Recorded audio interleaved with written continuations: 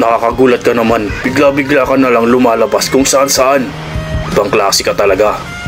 Alam naman natin na si Jing nga at ang kanyang kapangyarihan ang bumagsak mula sa itaas.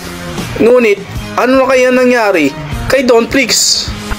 Ito na nga ang pagbabalik muli ni Jing at ang kanyang kapangyarihan. Mapapansin din natin na nag-iba nga ito at mas lumakas ang kanyang aura. Hoy Jing, ang kalaban natin ngayon ay hindi natin matatalo kung hindi natin nilalabas sa lahat. Yan nga ang nasabi ng kapangyarihan ni Jing. Oo, alam ko yun. Kaya nga tinawag siya ng hari ng lugar na ito dahil sa lakas niya. Yan nga ang sabi ni Jing dito nga sa kapangyarihan niya. Si Don Trix naman ay muli nang kumilos at mukhang maghahanda na ulit ito para nga sa pag-atake.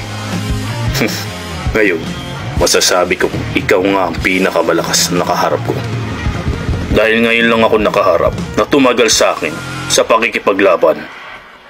At bigla na nga lang, umatake agad etong si Jing. Isang mabilis at biglaan na pagsugod nga ang ginawa nila. Ngunit si Don Trix ay nakahanda na nga ito sa gagawin.